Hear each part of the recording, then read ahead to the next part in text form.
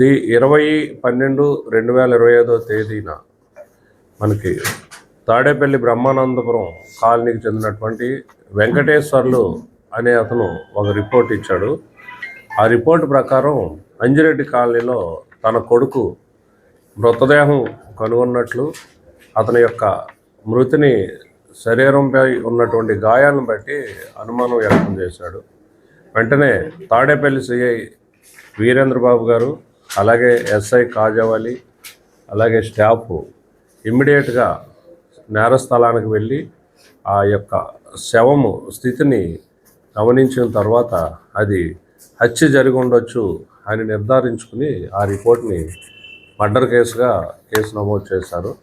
దాంతో వెంటనే మన గుంటూరు ఎస్పీ శ్రీ వకుల్ జిందాల్ ఐపీఎస్ గారి ఉత్తర్వుల ప్రకారం స్పెషల్ టీమ్స్ ఫామ్ చేశారు. దాంతో సిఐ వీరేంద్రబాబు ఆ రోజు శవాన్ని పోస్ట్మార్టంకు పంపించి కేసుని కూలంకషంగా దర్యాప్తు చేయడం జరిగింది.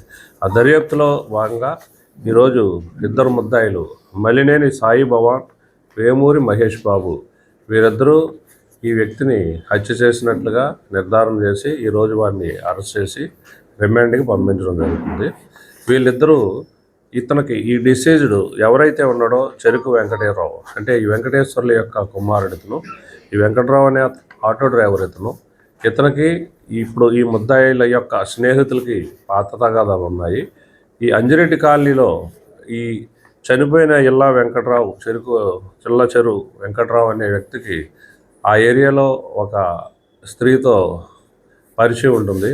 ఆ పరిచయం పురస్కరించుకుని అతను అప్పుడప్పుడు అక్కడికి రావడం జరుగుతుంటుంది. ఆ విధంగా 18వ తారీఖు నైటు ఆ ప్రాంతానికి వచ్చి అతను వెళ్ళిపోయే టైంలోనూ వెళ్ళేటప్పుడు కూడా వీరితో ఘర్షణ పడడం జరుగుతుంది. దాంతో వీళ్ళు ఆవేశంలోనే ఇతన్ని అక్కడ ఉన్నటువంటి రాళ్లతో కొట్టి గాయపరిచి వాళ్ళు అక్కడ నుండి ఎస్కేప్ అయిపోవడం జరుగుతుంది.